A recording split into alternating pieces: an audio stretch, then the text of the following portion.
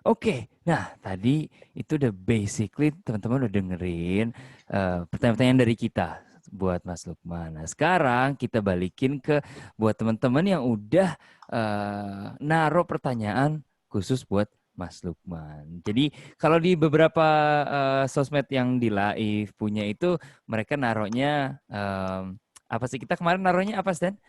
Mystery guest ya. Ya, misteri guys. Serius banget soalnya Mas Lukman nih kayaknya nih ya. Misterius sekali nih. Nah, nah langsung aja nih kita buka dari pertanyaan pertama langsung dari Steven. Dia bilang, apa aja kreativitas unik yang Anda dapati dari teman-teman sinias selama pandemi? Kreativitas unik. Banyak sih, maksudnya kita kemarin ngelihat kalau teman-teman tahu bagaimana seorang Reza Radian akhirnya berupaya membuat sesuatu di masa pandemi. Membuat film, dia jadi sutradara sekaligus pemain, bermain sama Laura Basuki sama Ibu Christine.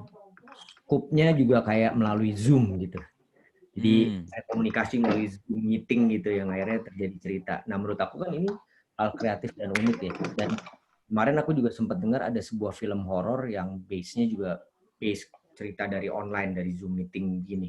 Nah menurut aku ke depannya juga aku melihat juga ini sekarang juga banyak upaya-upaya untuk orang berkreatif gimana caranya bikin film yang connect dengan saat ini gitu, yang relate dengan saat ini. Dan akhirnya kayak aku juga berpikir gitu misalnya bisa jadi kayak misalnya kita bikin film yang cuman isinya cuman satu orang gitu kan di rumah yang ternyata dia cuman lagi karantina, tapi selama karantina itu apa yang terjadi sih kita nggak pernah tahu gitu. Tiap gimana stresnya, gimana apa, tapi itu bisa menjadi sebuah genre yang menarik menurut aku. Bagaimana satu orang ini beracting sendirian dalam situasi-situasi tertentu, tapi relate di masa pandemi bahwa ceritanya emang dia lagi di karantina gitu. Tapi teman-teman terus berupaya kok, kayak misalnya ada beberapa series yang ngomongin tentang yang berhubungan dengan ini. Film pun juga mereka pengen ada sesuatu yang relate tapi dengan jumlah yang kecil, relate dengan situasi pandemi gitu. Kayak gitu sih. Oke. Stanley. Silakan. Ya. Pertanyaan sosmed yang berikutnya ini dari Angga, Mas. Dia pengen tahu mengapa sampai saat ini kita belum melihat physical transformation yang drastis dalam diri seorang aktor untuk sebuah peran di perfilman Indonesia. Oke, kayak Christian Bale dong ya? Ya, seperti misalkan Christian Bale gitu, Mas. Atau enggak si Kayaknya Jared Leto. Matthew McConaughey. Ya. Kurang nonton. Film Indonesia. Iya. Ya, coba. Jadi gini, perubahan fisikal itu nggak harus selalu dilakukan oleh aktor. Ya, sesuai dengan kebutuhan sebenarnya. Ada yang memang harus atau emang enggak gitu. Nah, kalau kita ngomong film Indonesia sebenarnya udah banyak juga yang dari zamannya Om Slamet apa itu udah ada banyak sekali physical perubahan yang terjadi secara bentuk badan. Atau kita pernah lihat kamu mungkin nggak nonton, ada film Dion Wiyoko tiba-tiba menggendut, habis itu dia mengkurus. Itu kan salah satu bentuk physical perubahan yang kita pernah lihat. Jessica Mila di Imperfect. Jessica Mila itu orang yang slim tiba-tiba jadi gemuk di Imperfect, itu kan bentuk fisikal. Betul. Ya kan yang berubah. Ya, tapi mungkin film-film Indonesia banyak juga yang belum membutuhkan yang fisikal, ya, cerita-ceritanya tidak membutuhkan yang sebegitu signifikannya gitu. Ya kan? Kayak misalnya siapa ya?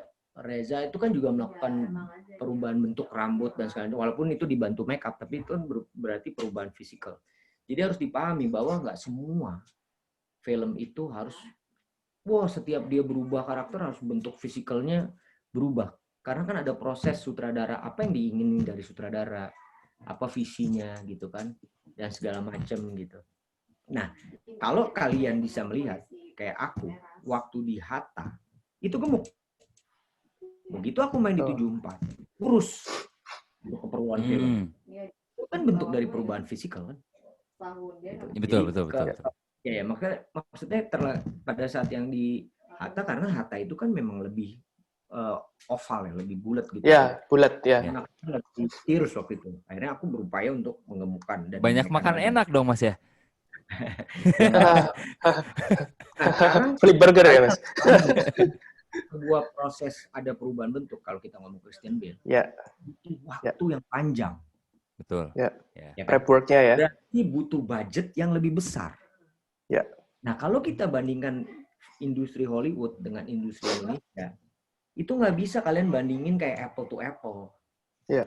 Yang ini Of udah course. 100 tahun majunya, kita baru, Ya. you know what I mean? Bahkan film Indonesia mati. Sempat Mhm. mati, sempat nggak ada film Indonesia dan baru bangun lagi. Nah, sekarang film di Indonesia ini kan lagi berkembang dengan jumlah penonton 52 juta penonton. Walaupun berbandingnya masih jauh dengan yang Populasi ya. 1 juta gitu kan. Ya. Tapi problemnya kan gini. Dengan budget yang sebegitu besar, dengan jumlah penonton, dengan jumlah layar, dengan gue ngeluarin budget begitu besar untuk sebuah perubahan yang harus menunggu lama, itu make sense nggak buat produksi gue? Nah ini yang harus teman-teman tahu. Kita seberapa paling gede itu bikin film, itu paling besar 25M, 30M, paling besar. Mereka di sana bisa 100M, 150. Dan pemainnya Average gitu, Mas. benar, untuk kita misalnya kayak Kristen Bale mau jadi kurus, jadi gemuk, itu semua di-provide sama produksinya. Betul. Bukan dia yang ngelakuin sendiri, semua di-provide. Berarti ada ahli gizi yang perlu budget. Ya. Ada keperluan waktu berapa lama yang sambil nunggu dia kurus dulu. Penyiapan makanan yang harus sesuai. Ya. Nah, kita harus memahami bahwa industri film Indonesia itu belum sebegitunya. Mereka worldwide. Kita misalnya, oke, gue keluarin 100M. Ternyata dapat penontonnya berapa juta doang. Amsyong gue, modal gue kelar. Kalau itu jualnya di worldwide. Kita jualnya cuma di Indonesia. Jadi banyak hal-hal yang harus dipikirkan secara produksi juga. Pentingannya seberapa besar untuk kita bisa masuk ke situ. Itu yang harus dipahami. Industri kita itu jangan disamain sama di Hollywood.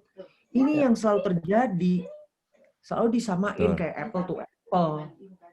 Ya kan? Kayak misalnya pemain film nih. Pemain film dalam film Indonesia ya. Kalau aku mau nih, maunya tuh setahun ya main cuma 2 film aja. Ya. Tapi secara ekonomi itu tidak realistis kalau kita main film di Indonesia. Bukannya nggak cukup, kita punya anak 3 dan segala macam. Bukannya nggak cukup. Ya. Tapi harus ada kesiapan kan. Kalau mereka nih misalnya, Christian Bale, dibayar $25 juta. 1 tahun hanya fokus di film itu juga cuek aja. Udah nggak ada urusan $25 juta. Habis itu berapa tahun dia untuk berapa lama juga dia perluin lagi untuk gemukin badannya untuk produksi berikutnya juga dia nggak mikir. Produksi berikutnya udah provide lagi. Ya, betul. Let's say misalnya $25 juta, gue nggak main film 3 tahun juga nggak masalah. Iya. Itu loh yang harus teman-teman pikirin.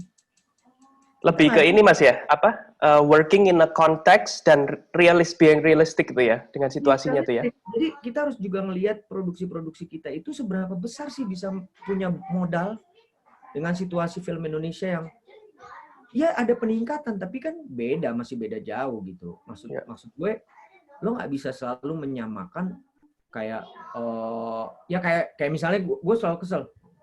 Misalnya aktor Indonesia itu luar biasa. Coba lo mau taruh nama gue, aktor luar suruh main film Indonesia, tiba-tiba suruh bahasa Karo, suruh bahasa Portugal.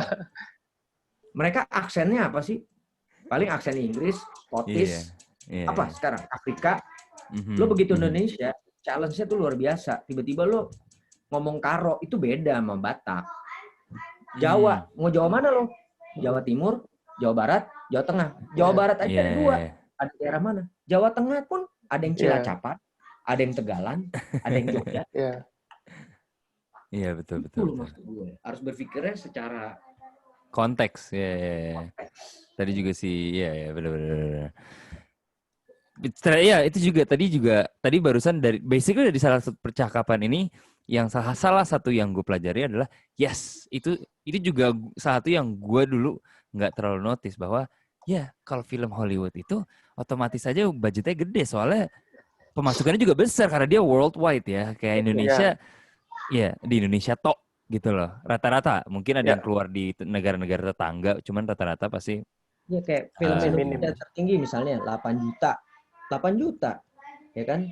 Iya, iya, Ngerti nggak? Gue 8 juta penonton. Nah, mereka iya, worldwide 8 juta penonton. iya Ya. betul. Misalnya gue nggak laku di Amerika, ternyata laku di Eropa. Ya, Mereka Betul. ternyata laku di Asia. Ya, Ya. ya. Itu loh. Iya benar-benar.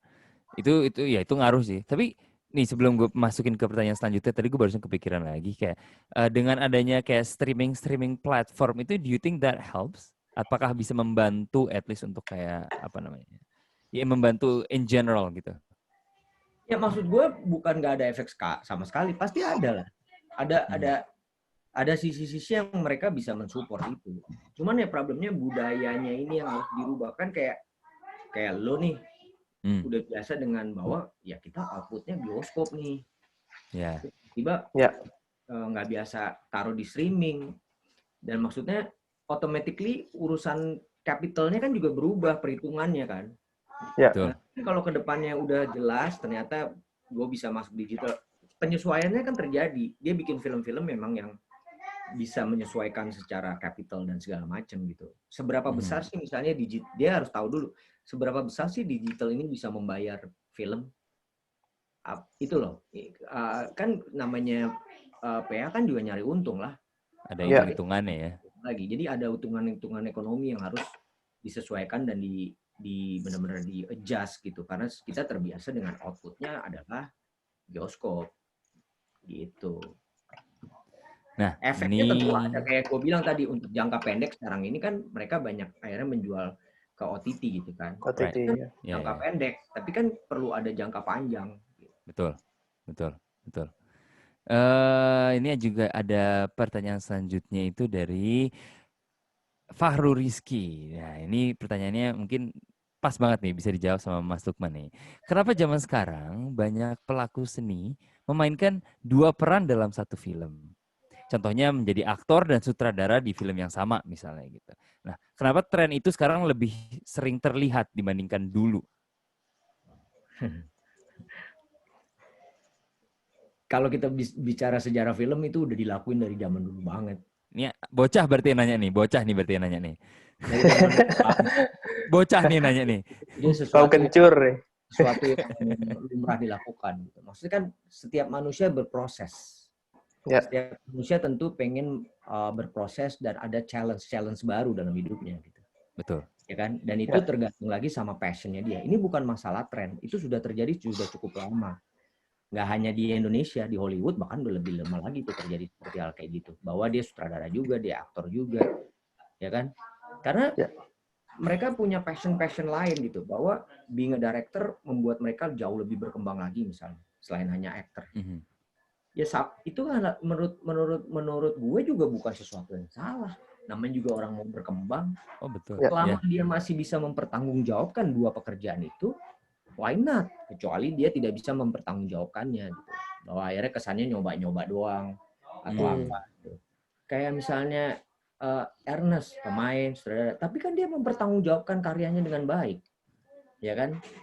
Kayak waktu itu Deddy Miswar, sutradara juga, pemain juga, tapi karya-karyanya lo lihat, dia jadiin sutradara dan pemain juga berhasil. Kayak misalnya di luar negeri, kayak misalnya Clint Eastwood, gila film-filmnya luar biasa banget. Ya kan? Dia aktor juga. Ben Affleck, film Argo-nya, Gone Baby Gone apa segala macam, dia main juga, tapi jadi sutradara juga, tapi keren.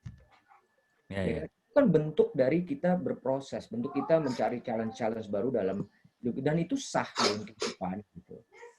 Betul. I think sangat sah. I think it's menurut kalau dari gue sendiri sih, gue sebenarnya pengen nanyanya kayak gimana kita bisa, atau kita karena gue nggak ikutan. Basically, misalnya Mas Lukman gitu, gimana caranya bisa kayak mengkotakkan mindset tersebut gitu, karena gimana caranya biar nggak bias sebagai sutradara, tapi lu juga jadi aktor juga gitu. Itu proses, makanya gue bilang. Gue waktu ngedirect 98, di awal-awal gue masih berpikir pemain itu harus gue arahin. Seakan-akan harus begini, tapi harusnya nggak gitu. Tapi kan gue akhirnya menyadari, gue kan di sini posisinya sutradara. Gue bukan mengarahkan mereka harus begini actingnya. Tapi lebih memberikan visi gue. Aktor yang punya PR untuk Realisasi ini ya. gua itu fungsinya aktor. Aktor bukan wayang. Dia betul. menjalankan, menghidupkan skrip. Ya. Based on script, based on visinya sutradara, dia hidupkan jadi sesuatu kehidupan gitu kan. Yeah. Nah, gue itu ada prosesnya gitu, dan itu gue lalui gitu proses itu. Jadi bukannya nggak ada proses langsung gimana gitu. Kayak misalnya ada pemain-pemain juga yang jadi dia sutradara juga, ada pemain dibantu juga dengan co-director misalnya. Ya kan? Rata-rata ada co-directornya. Co-director itu kan fungsinya gue visinya gini, tapi gue sekarang main dulu, lo liatin di frame ya. Iya. Tapi tetap lagi dicek lagi sama dia gitu. Dia ngeliatin di frame secara kepentingan teknis yang detail-detailnya gitu kan. Sambil dia ngeliatin juga. Nanti sutradaranya ngecek lagi, ngeliat. Jadi dibantu sama co-director. Gitu. Ada lagi Astrada kan. Gitu. Well, with that being said, I think kita sudah berada di penghujung acara nih sama Mas Lukman dan Bapak Stanley. Mana Bapak Stanley suaranya? Tadi serius banget Bapak ini kayak lagi ngerjain tes lu. Mas Lukman nih luar biasa nih, sharing knowledge-nya, wah luar biasa banget. Amin. Honest juga ininya conversation-nya Mas. Amin. Dapat lah kita Terbuka eksklusif. sekali. Iya. Dapat eksklusif lah kita. Ya udah segitu aja. Terima kasih sekali lagi atas waktunya. Udah berkenan mau cerita, sharing knowledge dan segala macam bareng Oce, dan juga in collaboration with LAIF, Los Angeles Indonesian Film Festival. Dan semoga juga nanti FFI bisa bekerja sama lebih lanjut lagi sama LAIF. Amin. Semoga sukses Mas ya, FFI-nya. Ya, stay safe semua. Sehat. Gue selalu bilang ini, stay safe, stay healthy, jaga jarak, pakai masker, dan jangan lupa sering cuci tangan. Ya. Oke. Yes. Siap. Oke. Ya udah segitu dulu, sampai ketemu buat teman-teman yang dengerin. Thank you banget juga udah mendengarkan sampai sini. Sampai bertemu di episode selanjutnya. Goodbye.